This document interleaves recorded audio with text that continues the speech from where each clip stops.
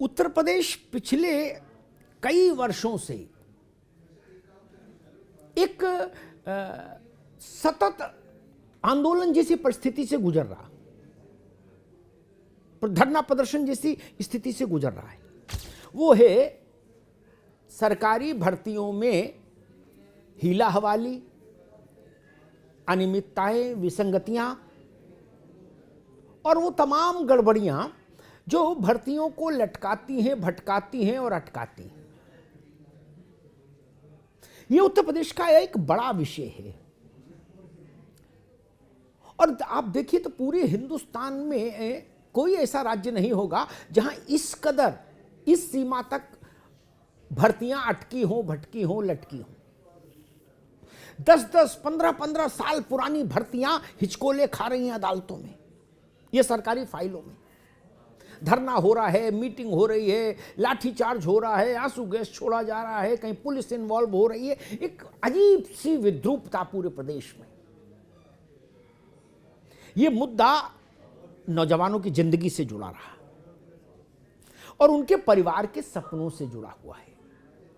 तो कुल मिला के आप यूं कह सकते हैं ये मुद्दा उत्तर प्रदेश के लगभग हर घर से जुड़ा हुआ मुद्दा है। अब प्रदेश चुनाव में जा रहा है। हजारों नौजवानों ने मुझसे कहा कि मैं इस विषय पर कुछ बात कहूं। मुझे लगता है जितनी भी पार्टियां चुनाव में जा रही हैं उत्तर प्रदेश में, उन सबका ये नैतिक दायित्व है कि वो कम से कम ये वचन जरूर घोषणा पत्र में शामिल करें, अपने अपने घोषणा पत्र में, कि कोई भी सरकारी भर्ती विज्ञापन जारी होने से लेकर और नियुक्ति तक की समूची प्रक्रिया किसी भी सरकारी भर्ती में 180 दिन यानी 6 महीने से अधिक की नहीं होगी। 180 दिन में ये सारी प्रक्रिया हर सूरत में पारदर्शिता, निष्पक्षता और प्रामाणिकता के साथ पूरी हो। इसमें प्रश्न भी सही पूछे जाएं, इसमें शर्त नियमावली भी सही हो, इसमें इम्तिहान भी सही ढंग से हो, पर्चा आउट नहीं हो, लीक नहीं हो, इसमें भ्रष्टाचार नहीं हो, कदाचार नहीं हो। ये सारी चीजें कैसे सुनिश्चित हो, और वो भी एक समयबद्ध तरीके से 180 दिन के भीतर। मुझे लगता है इस विषय को हर पार्टी को अपने घोषणा पत्र में रखना चाहिए, क्योंकि ये उत्तर प्रदेश के बुनियादी मसलों में से एक है। और मैं नौजवानों से कहूंगा कि आपसे जब भी कोई वोट मांगने आए तो आप उससे ये बात जरूर कहिए कि क्या आप अपने घोषणा पत्र में ये बात रख रहे हैं कि नहीं, कि 180 दिन में हर सरकारी भर्ती निर्णायक तौर पर ईमानदारी के साथ पूरी करके देंगे। एक दूसरा विषय जो मुझे लगता है बहुत ज्यादा व्यापक तौर पर प्रभावित करता है उत्तर प्रदेश के एक ऐसे समूह को जो रात दिन अहर्निशि प्रदेश की सेवा और सुरक्षा में रहता है, वो वर्ग है उत्तर प्रदेश की पुलिस। पुलिस के बड़े अधिकारी अपने लिए जो भी सुख सुविधा चाहिए वो शासन से भी मिलती है और बाकी वो अर्जित भी कर लेते हैं। लेकिन आपको पता है उत्तर प्रदेश पुलिस का जो 80% हिस्सा है वो सिपाही है, छोटा है। सिपाही और दरोगा तक की यात्रा मान लीजिए।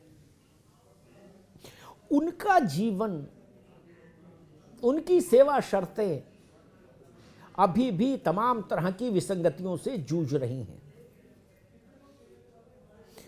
अंग्रेजों के जमाने का पुलिस एक्ट हिंदुस्तान में आज भी चल रहा है। 1857 में क्रांति हुई, प्रथम स्वतंत्रता संग्राम की लौ जगमगाई, अंग्रेजों को पसीना आया तो कलकत्ता में बैठे सारे अंग्रेज और ये तय किया कि एक इतना कड़ा पुलिस एक्ट बनाओ, इतना दमनकारी पुलिस एक्ट बनाओ ताकि भारतीयों पर अपने शासन की प्रभुसत्ता को बनाए रखा जाए। इस लक्ष्य के साथ वो पुलिस एक्ट बना था 1861 में। उस एक्ट को भारत आज तक ढो रहा है। उस एक्ट को हटाया जाए और जो बुनियादी सुविधाएं हैं, आप कहीं चले जाइए, पुलिस लाइन को देख लीजिए, जहां जवान रहते हैं उन बैरकों को देख लीजिए, उनमें कैसी स्थितियां हैं। सामान्य व्यक्ति उनमें रह नहीं सकता। काम के घंटों का कोई निर्धारण नहीं है। 12 घंटे 18 घंटे नौकरी कर रहे, छुट्टी नहीं मिल रही, उसके चलते मनोवैज्ञानिक समस्याएं पैदा हो रही हैं। और एक बड़ी मांग ये भी कि पुलिस के साहब लोगों का व्यवहार अपने जवानों के प्रति वैसी संवेदनापूर्ण नहीं है, वैसा उदारतापूर्ण नहीं है जो होना चाहिए। उनका मनोबल ताकि बना रहे। परिवार से दूर हैं, छुट्टियां मिल नहीं रही, जहां रह रहे हैं वहां जीवन नारकीय है।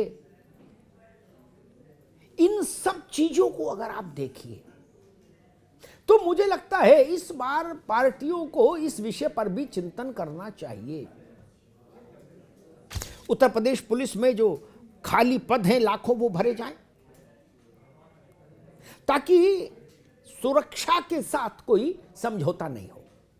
उत्तर प्रदेश के 25 करोड़ लोगों की हिफाजत ठीक से हो सके, कानून का राज स्थापित रह सके, और जो लोग, जो जवान इस काम में लगते हैं, उनके प्रति जो शासन का उत्तरदायित्व है उसको भी निर्णायक ढंग से पूरा किया जाए। ये भी चुनाव में एक इशू होना चाहिए। और तीसरी बड़ी बात मैं कहूंगा, चुनाव में सरकारी स्वास्थ्य केंद्र, सरकारी अस्पताल और ग्रामीण स्वास्थ्य केंद्र, इनकी स्थिति कैसे सुधरे, इनमें पर्याप्त स्टाफ कैसे उपलब्ध हो, चिकित्सकीय स्टाफ और paramedical staff, nursing staff. Covid काल में हमने देखा परिस्थितियां कितनी खराब हुई।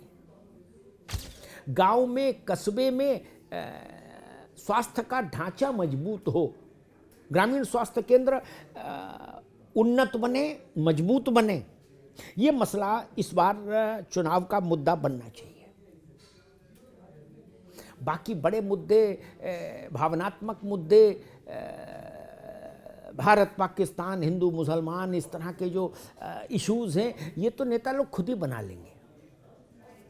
लेकिन जिंदगी को बेहतर बनाने, सुरक्षित बनाने और सुविधापूर्ण, सम्मानपूर्ण बनाने के लिए जो मुद्दे चुनाव में बड़ा रोल प्ले करें, उनमें से कुछ मुद्दों की मैंने आपसे चर्चा की, जिनके लिए मुझसे हजारों लोगों ने अलग अलग प्लेटफॉर्म्स पर आग्रह किया था कि इन मुद्दों पर आप कुछ कहिए। मुझे लगता है कि उत्तर प्रदेश की जनता इस बात का ज़रूर ख्याल रखेगी कि चुनाव में दांव पर केवल या यूँ कहिए, चुनाव में इम्तिहान केवल पार्टियों का नहीं होता, जनता का भी होता है कि वो अपने लिए कैसी सरकार चुनती है। नमस्कार।